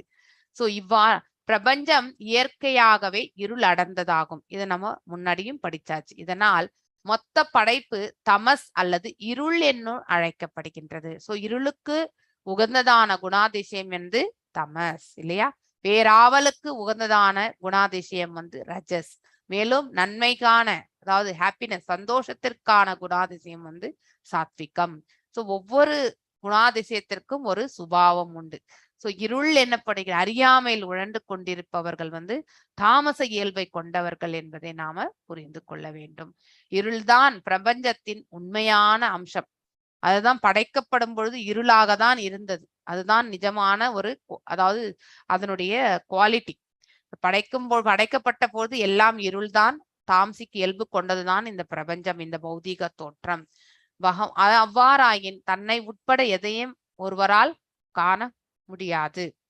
பகவான் தமது அகாரணமான கருணையால், அதாவது காஸ்லெஸ் மெர்சி இல்லையா, முதலில் தம்மையும் படைப்பு முழுவதையும் காவன் ஆவல் கொண்டார். அதாவது அந்த விராட் ரூபத்தையும் சரி, அந்த விராட் ரூபத்தில் இருக்கக்கூடிய அனைத்துமே வந்து அவர் படைக்கப்பட்ட அனைத்தையுமே அவர் வந்து காண விரும்பினார். இதனால் சூரியன் தோற்றத்திற்கு வந்தது. சூரிய பகவானை வந்து பகவான் தோற்றுவித்தார். அனைத்து ஜீவராசிகளுக்கும் காணும் சக்தி சாத்தியமாயிற்று. ஏனென்றால் அவர் பார்வை பெற்று அவர் வந்து இந்த சூரியனுடைய பிரகாசத்தை காணக்கூடிய அந்த பாக்கியத்தை பெற்ற பிறகு இங்க இருக்கக்கூடிய ஜீவராசிகளுக்கும் அந்த காணும் சக்தியை வந்து பகவான் வந்து வழங்கினார். காட்சிக்குரிய பொருட்களும் தோன்றின. அதாவது இந்த பௌதிக இயற்கையில காட்சிகள் வந்து தோன்றின. அதாவது சூரியன் படைக்கப்பட்ட பின் முழு உலகம் கண்களுக்கு புலப்பட்டது என்பது இதன் பொருள் இல்லையா? சூரியனே இல்லைனாக்கா பிரகாசமே இல்லை இந்த இடத்துல. அதனால நம்மளால இந்த இடத்துல எதையுமே காணக்கூடிய சக்தி நமக்கு இல்லை. சோ காணக்கூடிய பொருட்கள் சூரிய பகவான், கண் பார்வையினுடைய சக்தி, இது எல்லாமே வந்து கண்களும் படைக்கப்பட்டது. இது எல்லாமே பகவான் அவருக்கு தேவைப்பட்டது, அவர் படைத்தார். அதே போல அவருடைய பின்ன பகுதிகளுக்கும் அத்தகைய சலுகை என்பது வழங்கப்பட்டது. எஸ்.பி. விஜயகுமாரி மாதாஜி நெக்ஸ்ட் வாசிங்க. போத்யத் மானஷ்ய ரிஷிபிர் ஆத்மனஸ் தஜ் ஜிஹ்ருஷதஹ கர்ணௌங்கி நிரபித் ஏதாம் திஷதஹ சோத்ரம் குணக்ரஹாஹ. எஸ் வாசிங்க மாதாஜி. பி. விஜயகுமாரி மாதாஜி.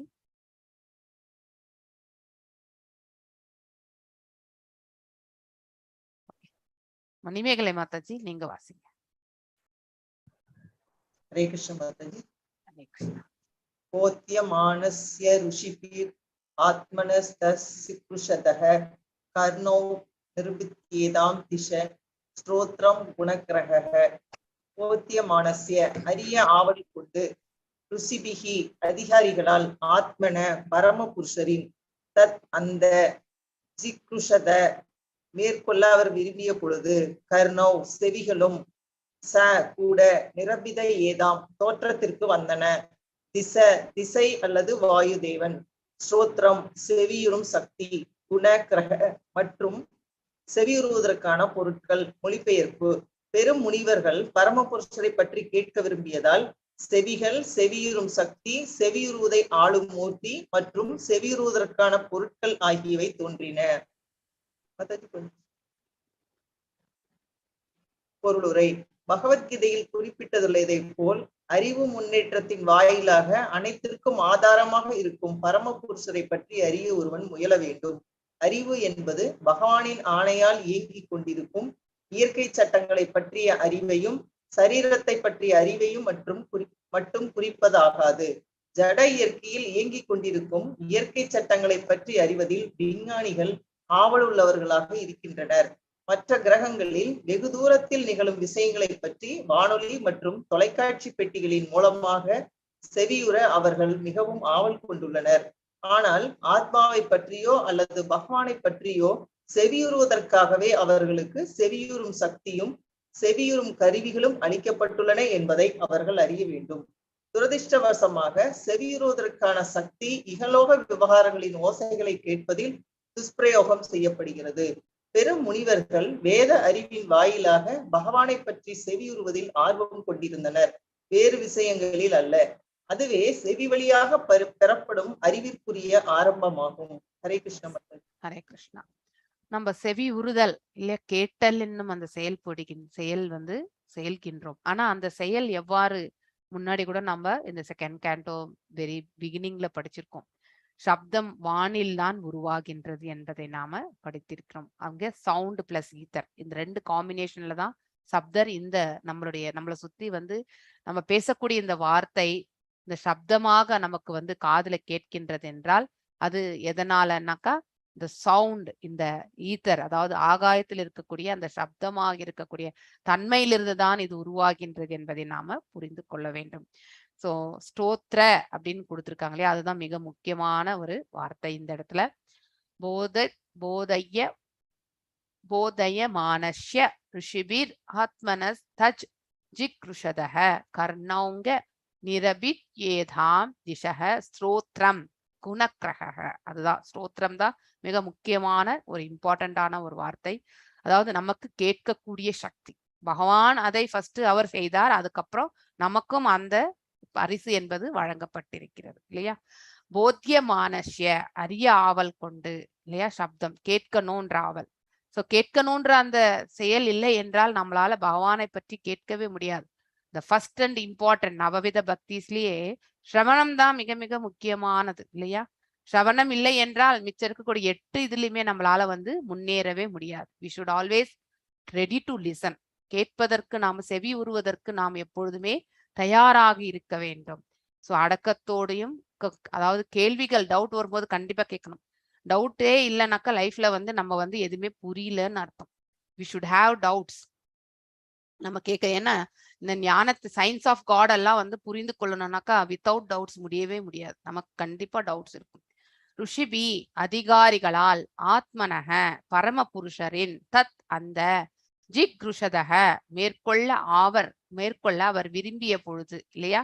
கர்ணவ் செவிகளும் சா கூட நிரவிதையேதாம் தோற்றத்திற்கு வந்தன, அதாவது படைக்கப்பட்டன என்று பொருள். திசை அல்லது வாயுதேவன், அதாவது வாயுதேவன் காற்றினால் சப்தம், ஆகாயத்தில் இருக்கக்கூடிய காற்றினால் தான் இந்த சப்தம் என்பது ஏற்படுகின்றது. ஸ்தோத்திரம் செவியுறும் சக்தி, குணக்கிரக மற்றும் செவியுறுவதற்கான பொருட்கள். சோ இந்த இதுக்கு அதிதேவதை சென்ஸ் தேவதை எதுனாக்கா திக் தேவதைகள் என்று சொல்லப்பட்டிருக்கின்றது. அதாவது காற்றினால் நம்ம இந்த சப்தமும் இந்த வானில் ஏற்படக்கூடிய சப்தத்தை நாம கேட்கின்றோம். சோ பெரும் முனிவர்கள் பரமபுருஷரை பற்றி கேட்க விரும்பியதால் செவிகள் செவியுறும் சக்தி. மெயின் பாயிண்ட் வந்து செவியுறும் சக்தி.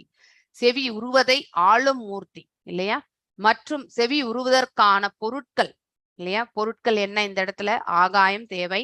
ஆகாயத்துல வந்து ஏற்படக்கூடிய அந்த வாயுனால் ஏற்படக்கூடிய சப்தம் இல்லையா. இங்க வாயு தேவன் மிகவும், தட் இஸ் த அதிதேவதா ஆல்சோ. இந்த இடத்துல வந்து நம்ம அதை வந்து செவி உருவதற்கான பொருட்கள், மூல பொருட்கள் என்ன என்பதையும் நாம் இந்த இடத்துல பார்க்கின்றோம். சோ பகவத்கீதையில குறிப்பிட்டுள்ளதை போல் அறிவு முன்னேற்றத்திற்கான அறிவு முன்னேற்றத்தின் வாயிலாக அனைத்திற்கும் ஆதாரமாக இருக்கும் பரமபுருஷரை பற்றி அறிய ஒருவன் முயல வேண்டும் இல்லையா. எல்லாம் வல்ல இறைவனை பற்றி அறிந்து கொள்வதற்கு ஒவ்வொரு உயிர் வாழியும் வந்து பிரயத்னம் என்பது செய்ய வேண்டும். அறிவு என்பது பகவானின் ஆணையால் இயங்கிக் கொண்டிருக்கும் இயற்கை சட்டங்களை பற்றி அறிவும். சோ இந்த பிரபஞ்ச தோற்றம் எல்லாம் எவ்வாறு படைக்கப்படுகின்றது, எவ்வாறு ரட்சிக்கப்படுகின்றது, இறுதியில் எவ்வாறு அழிக்கவும் படுகின்றது இல்லையா, according to the will of the god இல்லையா. காலத்திற்கேற்றவாறு, அவருடைய விருப்பத்திற்கேற்றவாறு இந்த அநேக அண்டங்கள் எல்லாம் படைக்கப்படுகின்றது. மேலும் இந்த அண்டங்களில் இரண்டாம் படைப்பான உயிர் வாழிகளும் படைக்கப்படுகின்றன. அவர்களை எல்லாம் ரட்சிக்கவும் படுகின்றன. மேலும் அழிவுறும் காலம் வரும்பொழுது, பிரளயம் வரும்பொழுது எல்லாம் பகவானுக்குள்ளேயே சென்று அடங்கியும் விடுகின்றது. சோ இந்த ஞானத்தை எல்லாம் நாம வந்து தெரிந்து கொள்ள வேண்டும் என்றால் செவியுறுதல் என்னும் அந்த செயல் வந்து மிக மிக இம்பார்ட்டன்ட், அதாவது முக்கியத்துவம் வாய்ந்தது. சோ இயற்கை சட்டங்களை பற்றி அறிவையும் சரீரத்தை பற்றி அறிவையும் பற்று மட்டுமே குறிப்பதாகாது இல்லையா. சோ இந்த பிரபஞ்ச சட்டங்கள் எவ்வாறு இயங்குகின்றது அது மட்டும் கிடையாது, இந்த சரீரம் எவ்வாறு இயங்குகின்றது என்பது மட்டும் கிடையாது. அவரை பற்றிய ஞானத்தை பற்றி நாம் தெரிந்து கொள்ளணும். அப்பதான் இது அவர் எவ்வாறு படைத்தார் என்பது நம்மளால புரிந்து கொள்ள முடியும். இந்த சரீரத்துக்குள்ள எவ்வாறு இந்த ஜீவாத்மா குடிக்கொண்டிருக்கின்றது என்பதை பற்றி எல்லாம் நம்மளால புரிந்து கொள்ள முடியும். வெறுமனே இந்த சரீரம் மற்றும் இந்த இயற்கை மற்றும் நம்ம வந்து தெரிஞ்சுண்டா எந்த ஒரு பிரயோஜனமும் கிடையாது. இதெல்லாம் எவ்வாறு, எங்கிருந்து தோற்றுவிக்கப்பட்டது, யாரால் இயங்கப்படுகின்றது, எவ்வாறு இது அழிவுறுகின்றது, இதை பத்தி எல்லாம் நாம கண்டிப்பா தெரிஞ்சுக்கணும். ஜட இயற்கையில் இயங்கிக் கொண்டிருக்கும் இயற்கை சட்டங்களை பற்றி அறிவதில் விஞ்ஞானிகள் வந்து ஆவலாக இருக்கின்றனர் இல்லையா. ஆஸ்ட்ரோபிசிக்ஸ் நம்ம முந்தனேத்து, அதாவது கிரகணம் பிடிச்சப்போ ஆஸ்ட்ரோபிசிக்ஸ் ஐஐபி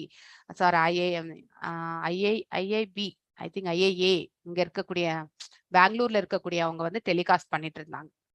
ஸோ அவங்க அந்த இப்போ சூரியனுடைய ஆயுட்காலம் 50 தாண்டி விட்டது என்று சொன்னாங்க. அதுல அதாவது 50% of his age is over. அதுக்கப்புறம் இத்தனை ஆண்டுகள் ஆன பிறகு ஹி வில் பிகம் ஒன்லி ஒரு மாதிரி லைட் மாதிரி ஆயிடுவார் அப்படின்னு சொல்லிட்டு ஒன் ஆஃப் த ஆஸ்ட்ரோபிசிசிஸ்ட் வந்து சொல்லிட்டு இருந்தார்.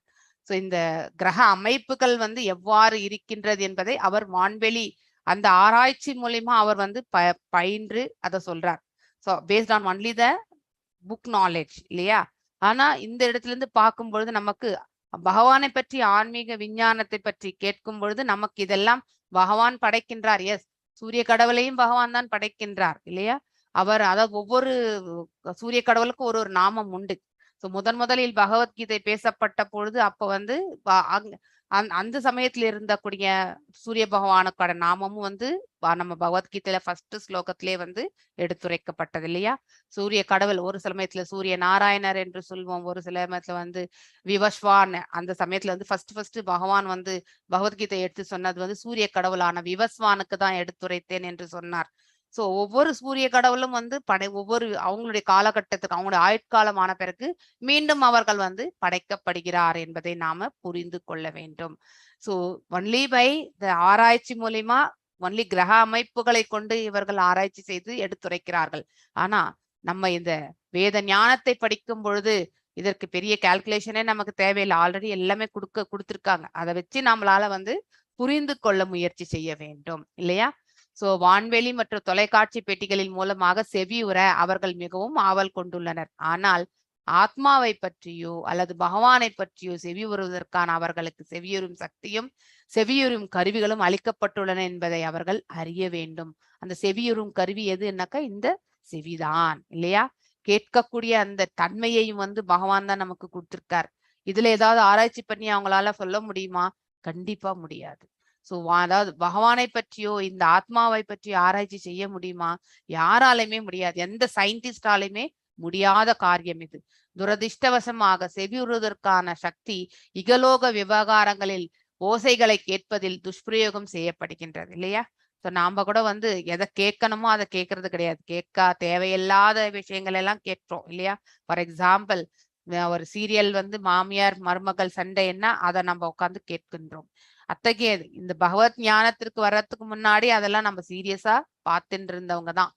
அதாவது எப்படி போகுமோ, நாளைக்கு வந்து தொடரும் என்று போட்டாங்களே, நாளைக்கு எப்படி இருக்கும் அப்படிங்கிற அந்த ஒரு சஸ்பென்ஸோடையே நம்ம வந்து செயல்பட்டு கொண்டிருக்கிறோம். நாட் எல்லாருமே என்று கிடையாது, பட் நிறைய மேக்சிமம் மெஜாரிட்டி வந்து நம்ம வந்து இங்க பௌதிகத்துல நடக்கக்கூடிய அந்த செயல்களை தான் நம்ம கேட்பதற்கு தான் நம்ம செவியை வந்து வச்சுட்டு இருந்தோம். பகவானை பத்தி கேட்பதற்கு நமக்கு அந்த ஆப்பர்ச்சுனிட்டியே இல்லாம இருந்தது ஃபர்ஸ்ட் ஆஃப் ஆல் இல்லையா?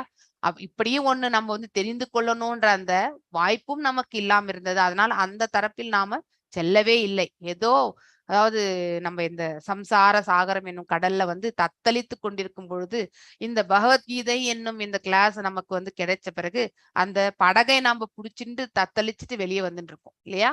சோ நீந்தி கரை சேர வேண்டியது நம்மளுடைய கடமை.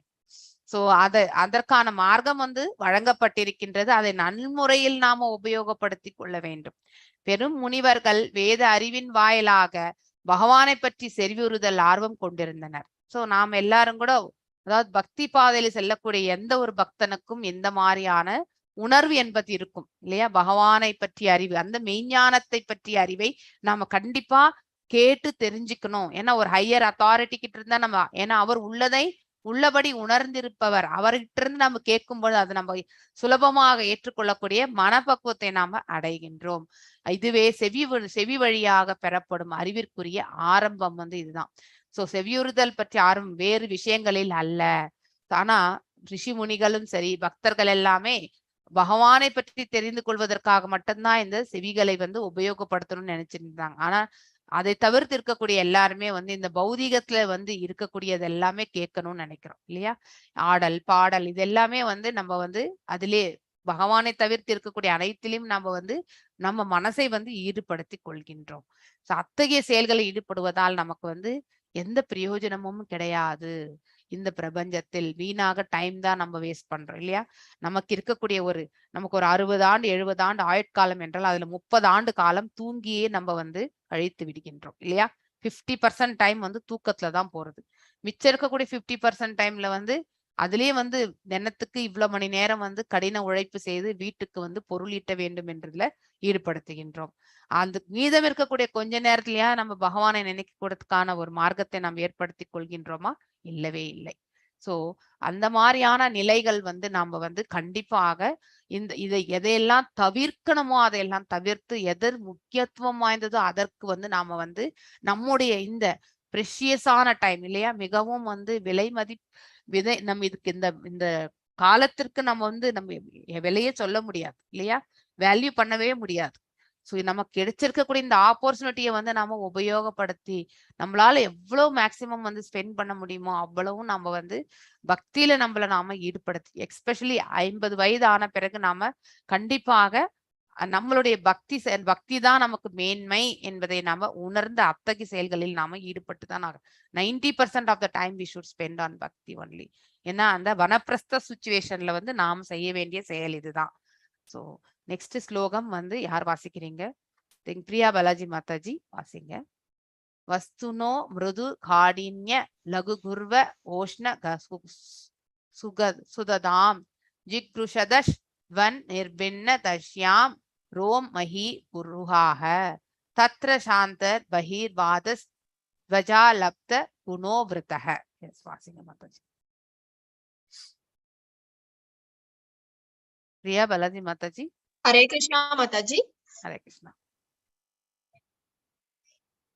वस्तुनो मृदु काडिन्य लघु कुर ओष्ण शुददाम जोग्रुदादस त्वन निर्भिन्ना दश्याम रोम महुरुहाः तत्र शांतर बहिर्वादस त्वषा लभत गुणो विरुतः. வஸ்துன எல்லா வஸ்துக்களிலும் மிருதுவான தன்மை, காடின்ய கடினமான தன்மை, லகு லேசான தன்மை, குரு பாரமான தன்மை, ஓஷ்ண சூடான தன்மை, சீததாம் குளிர்ந்த தன்மை, ஜிக்ருதஷ உணர ஆவல் கொண்டு,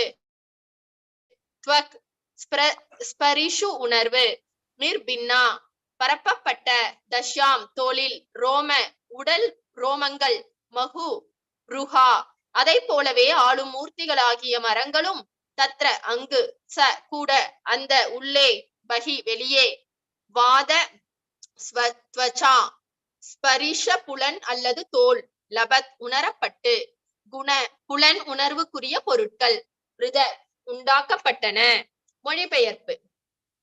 ஜடத்தின் இயற்கை குணங்களாகிய மிருது தன்மை, கடினத்தன்மை, சூடு, குளிர், லேசான தன்மை மற்றும் பாரமான தன்மை, உணர்ச்சியின் பின்னணியான தோல், மயிர் கண்கள், உடலின் மேலுள்ள ரோமங்கள் மற்றும் அவற்றின் ஆளும் மூர்த்திகள், மரங்கள் ஆகியவற்றை அறிய விரும்பியதும் அவை உற்பத்தி செய்யப்பட்டன. தோலின் உள்ளும் புறமும் உள்ள காற்று திரையின் மூலமாக புலன் உணர்வு முக்கியத்துவம் பெற்றது. பொருளுரை. ஜடத்தின் இயற்கை குணங்களான மிருதுத்தன்மை போன்றவை புலன் உணர்வை பற்றிய விஷயங்களாகும். ஒரு பொருளை கையால் தொட்டு பார்ப்பதால் அதன் உஷ்ண நிலையை ஒருவரால் அறிய முடியும். ஒரு பொருளின் கனத்தை அளக்க அதை கையால் தூக்குவதன் மூலமாக அப்பொருளின் கனமான தன்மையோ அல்லது லேசான தன்மையையோ ஒருவரால் மதிப்பிட முடியும். தோலின் மயிர்கண்கள் மற்றும் உடலின் மேல் உள்ள மயிர்கள் ஆகிய அனைத்தும் ஸ்பரிச உணர்ச்சியுடன் ஒன்றுக்கொன்று சார்புள்ளவையாகும். தோலின் உள்ளேயும் வெளியேயும் வீசும் காற்றும் கூட புலன் உணர்வுக்கான ஒரு பொருளே ஆகும். இப்புலன் உணர்வும் கூட அறிவை பெறுவதற்குரிய ஒரு மூலமாகும். ஆகவே மேலே குறிப்பிடப்பட்டுள்ளதை போல் பௌதீக அறிவு அல்லது சரீரத்தை பற்றிய அறிவு ஆத்ம அறிவிற்கு கீழ்ப்பட்டதென்று இங்கு சுட்டிக்காட்டப்பட்டுள்ளது. ஆத்ம அறிவு பௌதீக அறிவையும் உள்ளடக்கியதாகும். ஆனால் பௌதீக அறிவு ஆத்ம அறிவை நோக்கி அழைத்து செல்லாது. உடலின் மீதுள்ள ரோமங்களுக்கும் பூமி எனும் உடலின் மீதுள்ள தாவர வகைகளுக்கும் இடையில் நெருக்கமான ஒரு உறவு உண்டு. காய்கறி உணவும் மருந்தும் தோலுக்கு உணவு சத்தாக இருக்கின்றன. இது 3ஆம் காண்டத்தில் குறிப்பிடப்பட்டுள்ளது. வசம் அஷ்ய வினிர்பின்னாம் விவிஷீர் திஷ்ஞம் ஓஷதீஹி. ஹரே கிருஷ்ணா மாதாஜி. ஹரே கிருஷ்ணா.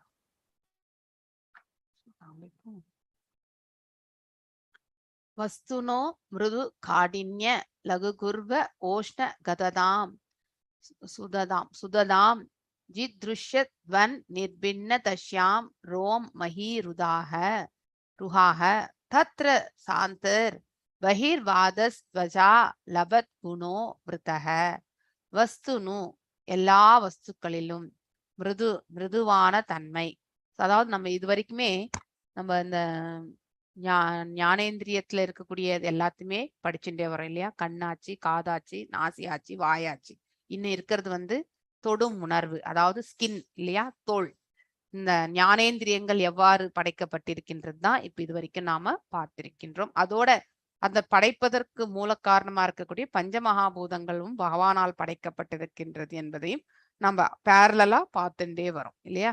வஸ்துனு அதாவது எல்லா வஸ்துக்களிலும், மிருது அப்படின்னாக்கா சாஃப்டான, அதாவது மிருதுவான தன்மை, காடின்ய கடினமான தன்மை, லகு லேசான தன்மை, குரு பாரமான, அதாவது ரொம்ப ஹெவியா இருக்கிறது, கனமா இருக்கிறது, அப்புறம் லேசா இருக்கக்கூடிய தன்மை, ஓஷ்ண சூடு மற்றும் அதாவது குளிர்ச்சி, சீததாம் குளிர்ந்த தன்மை, சித்ருஷத உணர ஆவல் கொண்டு. பகவான் இதெல்லாம் உணர ஆவல் கொண்டார் விராட் ரூபத்தில். அதனால என்ன படைத்தார்? தொடும் இந்த நம்முடைய உடல் மேல இருக்கக்கூடிய ஸ்கின்ல நிறைய லேயர்ஸ் உண்டு இல்லையா? அநேக லேயர்ஸ்னாக்கா படிவங்கள் கொண்டது. அந்த படிவங்கள்ல பாத்தீங்கன்னாக்கா துவாரங்கள் உண்டு. அந்த துவாரங்கள்ல இருந்துதான் நமக்கு பாத்தீங்கன்னாக்கா ஸ்வெட்டிங் இல்லையா? வேர்வை நாளங்கள் என்று கூட சொல்றோம். அதே மாதிரி அதான் பாத்தீங்கன்னாக்கா ஹேர் கூட இருக்கு அந்த இடத்துல இல்லையா? இந்த ஸ்வெட்டிங் எல்லாமே வர்றது அந்த துவாரத்துல இருந்துதான். ஸ்பரிஷ உணர்வு, நிர்பின்ன பரப்பப்பட்ட, தஷ்யாம் தோலில், ரோம அதாவது உடல் ரோமங்கள் இல்லையா? இந்த உடல் மேல் இருக்கக்கூடிய ரோமங்கள். குஹா மஹிருஹா அதை போலவே ஆளும் மூர்த்திகளாக மரங்களும் தத்ர அங்கு ச கூட அந்த உள்ளே மஹி வெளியே வாதத்வசா ஸ்பரிச புலன் அல்லது தோல் லப்தக உணரப்பட்டு குண புலன் உணர்விற்கு உரிய பொருட்கள் விருத உண்டாக்கப்பட்டன. சோ ஜட இயற்கையின் குணங்களாகிய மிருதுத்தன்மை நமக்கு இருக்கக்கூடிய குவாலிட்டிஸ் தான் இல்லையா. சோ சத்வத்துல இருக்கிறவங்களுடைய இயற்கை வந்து அவர்கள் கடினமானவர்களாக இருக்க மாட்டார்கள்.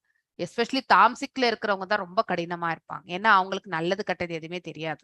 அவர்கள் கடினமாக இருக்கின்றார்கள் என்பது கூட அவங்களால உணர்ந்து கொள்ள முடியாது. அவ்வளவு அடமென்சி இல்லையா. சோ கடும் சூடு குளிர் அதாவது வெப்பநிலையில கூட பாத்தீங்கன்னாக்கா நமக்கு வந்து சீதோஷ்ண நிலையில சேஞ்சஸ் வரும்பொழுது நம்ம உடலும் வந்து அதற்கேற்றவாறு வந்து செயல்பட ஆரம்பிக்கின்றது. அதிகமான அதாவது வெப்பம் இருந்தால் நாம வந்து வெயில்ல போகும்பொழுது தலைமையில எல்லாத்தையுமே ஒரு கவரப் பண்ணிட்டு தான் போறோம், இல்லைன்னா கொடையோட போறோம். இந்த தோல் எல்லாமே வந்து அந்த வி கேன் ஃபீல் இல்லையா, நம்மளால உணர முடியும் வெப்பத்தை. அதே மாதிரி சூழ்நிலை வந்து குளிரா இருக்கும்போது மார்கழி மாசம் வந்ததுன்னா ஸ்வெட்டர் போட்டுட்டு தான் நம்ம வந்து வெளியில வருவோம். அந்த மாதிரி ஏன்னா இந்த தோலுக்கு வந்து அந்த உணர்வுகள் வந்து ஏற்படுகின்றது. லேசான தன்மை மற்றும் பாரமான தன்மை. சோ நம்ம எடுக்கும் பொழுது இந்த கைகளை உபயோகப்படுத்தி நம்ம வந்து ஏதாவது ஒரு வஸ்து எடுக்கணும்னா எடுக்கும் பொழுது நம்மளால ஈஸியா எடுக்க முடிஞ்சா ஓகே இது வெயிட் கம்மி, பாரம் கம்மியா இருக்கு. அதே வந்து தூக்கணும்னு நினைச்சு தூக்க முடியாம இருக்கிறது வந்து பாரம் அதிகம். சோ அதே மாதிரி உணர்ச்சியின் பின்னணியான தோல் மயிர் கண்கள் இல்லையா, இந்த துவாரங்கள் உண்டு நமக்கெல்லாம். இந்த இதுல எல்லாமே போர்ஸ்ன்னு சொல்லுவாங்க இங்கிலீஷ்ல. இந்த அதாவது பாத்தீங்கன்னா இந்த ரோமங்கள் மத்தியில வந்து துவாரங்கள் உண்டு. அதன் மூலியமா தான் நம்ம வந்து ஸ்வெட்டிங் எல்லாமே வெளியே வர்றது. ஆக்சுவலி தேவையற்ற கழிவுகள் எல்லாமே உடலுக்குள்ள இருக்கக்கூடியது எல்லாமே அந்த ஸ்வெட் மூலியமா வெளியே வருதுன்றாங்க இல்லையா. வேர்வை மூலமாக வேர்வை நாளங்களிலிருந்து வெளிவருகின்றது. உடலில் மேலுள்ள ரோமங்கள் மற்றும் அவற்றின் ஆளும் மூர்த்திகள் மரங்கள் அப்படின்னா ஆகியவற்றை அறிய விரும்பியதும் அதை உற்பத்தி செய்யப்பட்டன. சோ இங்க வந்து நமக்கு உணவு என்பது மிக மிக முக்கியமான ஒன்று இல்லையா. சோ இந்த வந்து ஒரு ஓமையாக இங்க இடத்துல வந்து நம்ம வந்து பார்த்திருக்கின்றோம். சோ அதை வச்சு நம்ம வந்து மேலும் இந்த விளக்க உரையில போகும்பொழுது எதற்கு இந்த ஆளும் மூர்த்திகள் வந்து மரங்கள் என்று சொல்லப்பட்டதையும் நம்ம பார்க்கலாம். ஆகியவற்றை அறிய விரும்பியதும் அவை உற்பத்தியும் செய்யப்பட்டன. சோ பேசிக்கலி உணவு இல்லாம நாம இந்த பிரபஞ்சத்தில் வாழ முடியாது. we are all dependent ஃபுட்டுக்கு இல்லையா. தாவரங்கள் எல்லாமே இருந்தாதான் அவை வழங்கக்கூடியதுதான் நம்ம வந்து உணவாக உட்கொள்கின்றோம். தோலில் உள்ளும் புறமும் உள்ள காற்று திரையின் மூலமாக புலன் உணர்வு முக்கியத்துவம் பெற்றது. சோ காற்று வீசும் பொழுது நம்மளால வந்து எந்த விதமான காற்று வீசுகின்றது, வெப்பமான காற்றா, அனல் காற்றா, இல்லை வந்து ஒரு தென்றல் காற்றா, இல்லை வந்து குளிர் காற்றா அப்படிங்கிறது எல்லாமே நம்மளால புரிந்து கொள்ள முடிகின்றது. ஆனால் இந்த காற்று எதனிலிருந்து நமக்கு வந்து உணர முடிகின்றது, மரம் செடி கொடிகள் அசைவதால் நம்மளால வந்து அதை வந்து உணரவும் முடிகின்றது. ஜடத்தின் இயற்கை குணங்களான மிருதுத்தன்மை இல்லையா, சாஃப்ட்னஸ், ஹார்ட்னஸ். சோ ஒரு பொருளை கையால் தொட்டு பார்ப்பதால் அதன் உஷ்ண நிலை இல்லையா, குளிர்ச்சி மற்றும் வெப்பம் இதையெல்லாம் உணர முடியும். ஒரு பொருளின் கனத்து வெயிட் இல்லையா அளக்க முடியும். அதை கைகளால் தூக்குவதன் மூலமாக அப்பொருளின் கனமான தன்மையோ அல்லது லேசான தன்மையோ பற்றி நம்மளால ஒருவரால் மதிப்பிட முடியும்.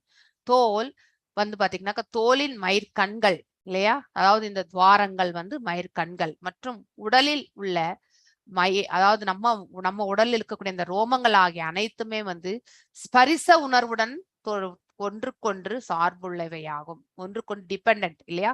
தொடு உணர்வு என்பது வந்து நம்ம ஒரு வஸ்துவை எடுக்கின்றோம் என்றாலும் நமக்கு உடனே நம்மளுடைய புத்திக்கு வந்து அந்த சென்ஸ் வந்து போறோம் இல்லையா. உணர்வு என்பது செல்கின்றது. நாம் ஏதோ எடுக்கிறோம் அப்படிங்கறது வந்து நம்மளால வந்து புரிந்து கொள்ள முடியும். நம்மள யாராவது தொட்டாங்கன்னா கூட அவங்க எந்த விதத்துல வந்து தொடுறாங்க அப்படிங்கிறதையும் நம்மளால புரிந்து கொள்ள முடியும் இல்லையா. சோ அவங்க வந்து அன்பால ஸ்பரிசிக்கிறாங்களா இல்ல கோபத்தால அடிக்கணும்ன்றதுக்காக வராங்களா அப்படிங்கிறது எல்லாமே நம்மளால உணர முடியும். சோ உணரக்கூடியது. தோலின் உள்ளே வெளியும் வீசும் காற்று கூட புலன் உணர்வுக்காக ஒரு பொருளே ஆகும் இல்லையா. இந்த தோல் தான் இந்த பூமிக்கு வந்து நம்ம சம்பந்தப்பட்டு இந்த மயிர் துவாரங்கள்ல இருக்கக்கூடியது எல்லாமே அதாவது இந்த ரோமங்களை எல்லாம் மரம் செடி கொடிக்கு வந்து ஒப்பிடப்பட்டுள்ளது. சோ அந்த ஓமை தான் இந்த இடத்துல சொல்லப்பட்டு வீசும் காற்று கூட புலன் உணர்வுக்காக ஒரு பொருளே ஆகும் இல்லையா. நம்மளால ஃபீல் பண்ண முடியும். இப்புலன் உணர்வு கூட அறிவை பெறுவதற்குரிய ஒரு மூலமாகும். சோ இந்த சென்ஸ் வந்து புரிந்து கொள்ளணும். நம்ம வந்து பக்தியில இருக்கும் பொழுது அதை உணர்ந்து நம்ம வந்து தெரிந்து கொள்ளணும்ன்ற நம்ம சொல்றோம் இல்லையா?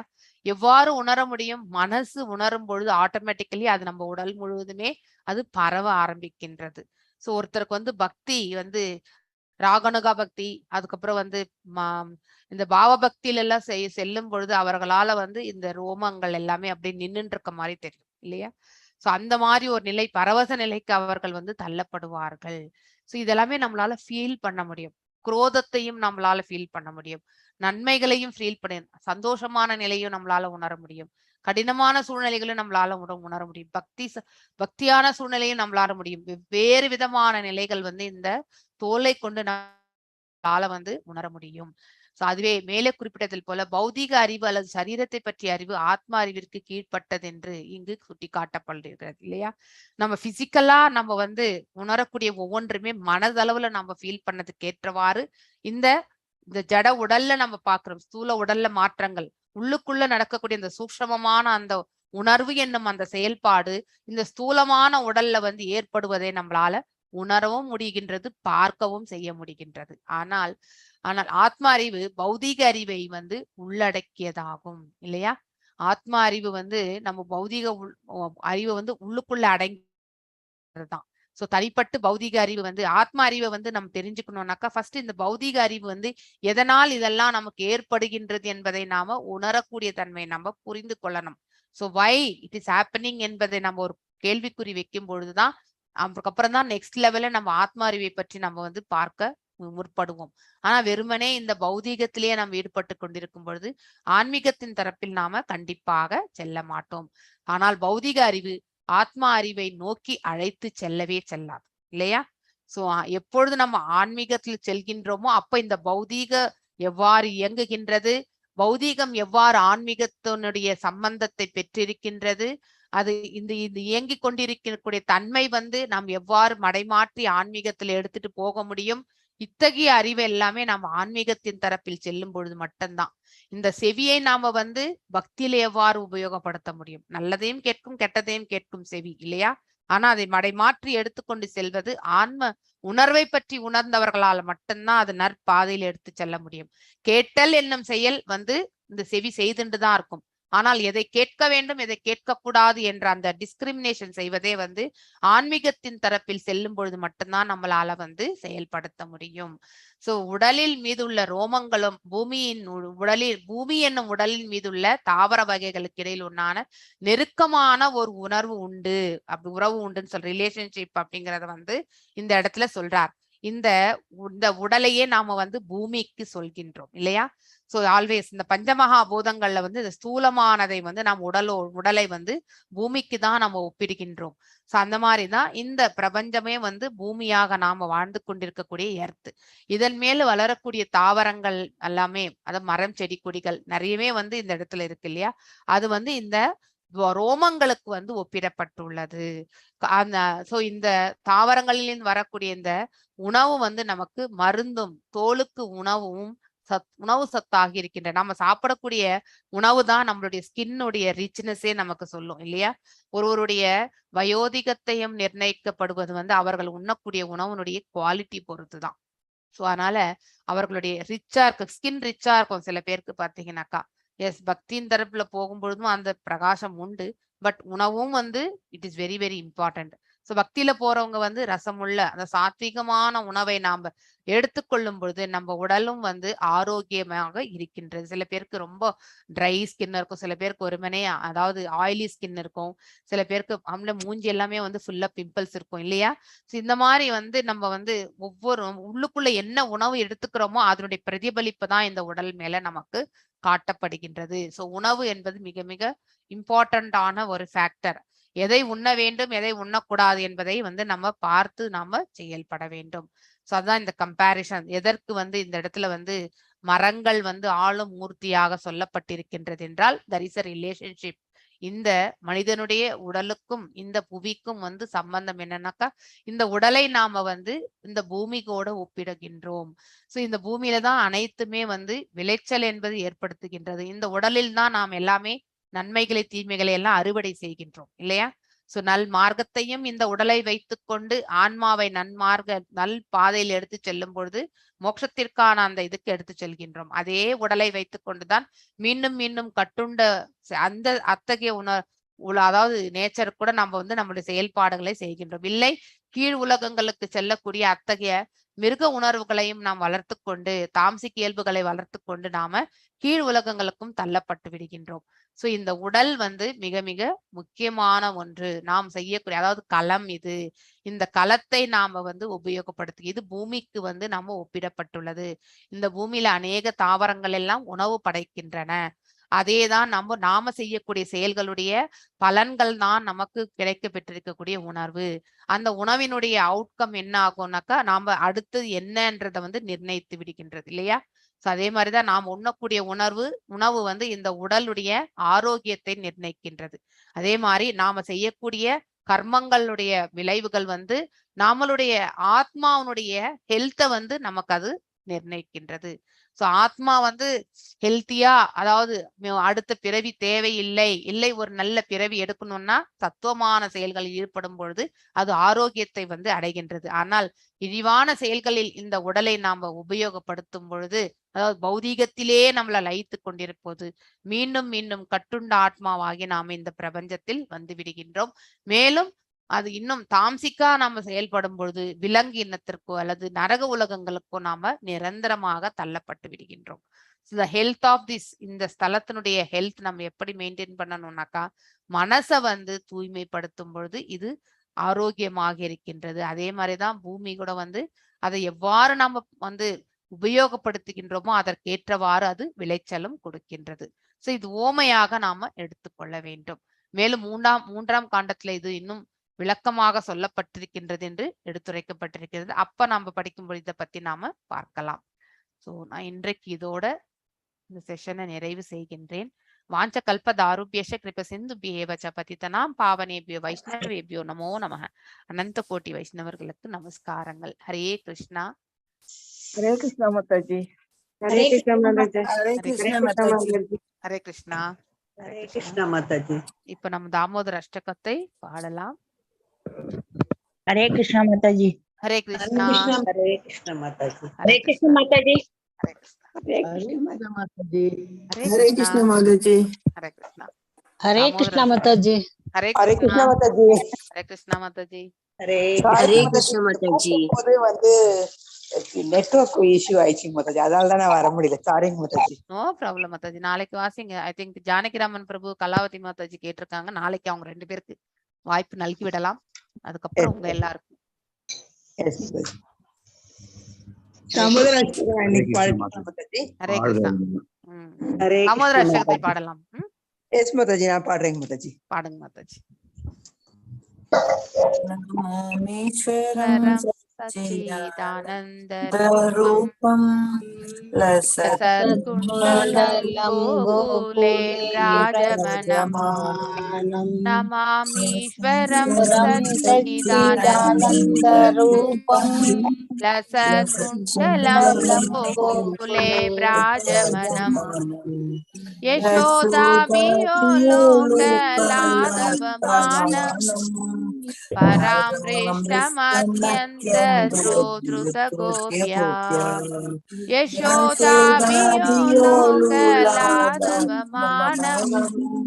பராம்ரேஷ்டமத்யந்த த்ருதகோப்யா ருதந்தம் முஹுர்நேத்ராயுக்மம் வ்ரஜந்தம் பராம்போஜம் யூன்மேன சாடகநேத்ரம் முஹுஷ்வாச கம்பாத்ரீரேகாங்ககந்தா சிதக்ரைவம் ஜாமோதரம் பக்திபதாம் முஹுஷ்வாச கம்பாத்ரீரேகாங்ககந்தா சிதக்ரைவம் தாமோதரம் பக்திபதாம் இதிக்ரேஷ்வலீலாபிரானந்த குண்டே स्वघोषं निमज्जन्तम् अज्ञापयन्तम्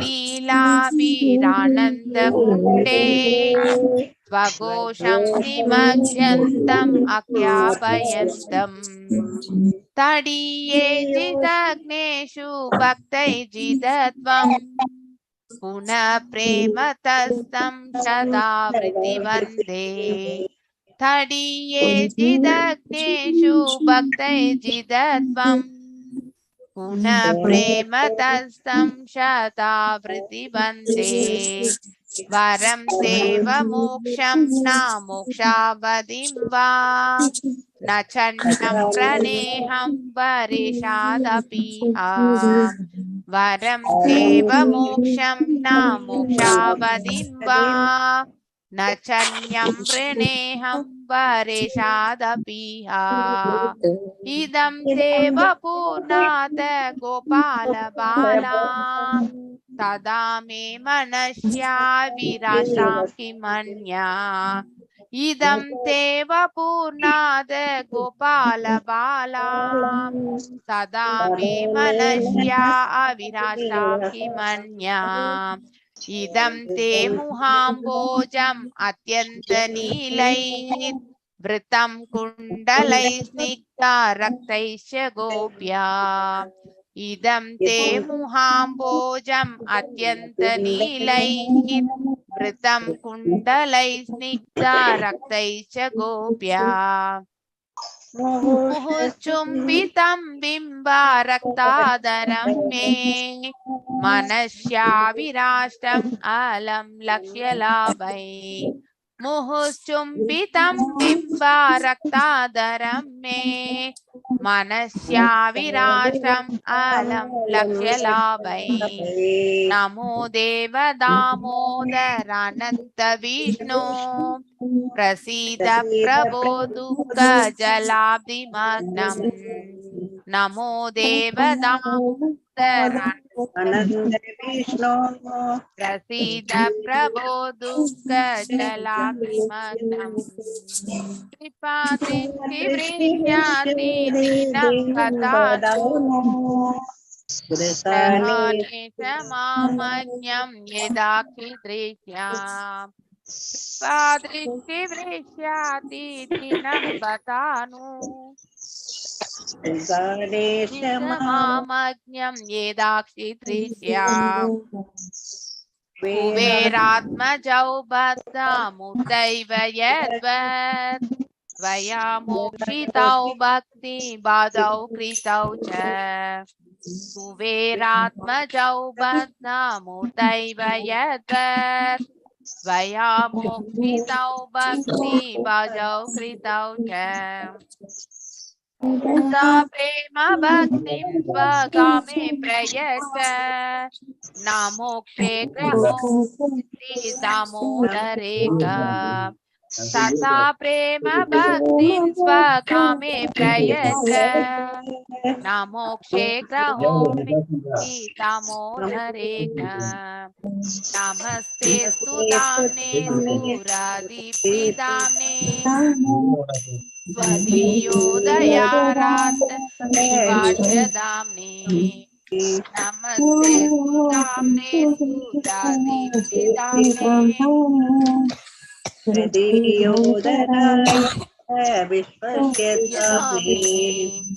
नमो राधिकायै त्वदीयप्रियायै नमो नन्दलीलाय देवाय तुभ्यं नमो राधिकायै त्वदीयप्रियायै नमो नन्दलीलायै देवाय तुभ्यं नमामीश्वरं सच्चिदानन्दरूपम् लसत्कुण्डलं गोकुले ब्राजमनम् नमामीश्वरं सच्चिदानन्दरूपं लसत्कुण्डलं गोकुले ब्रजमानम् हरे कृष्णा कृष्णा कृष्णा हरे हरे, हरे राम राम राम हरे हरे, हरे कृष्णा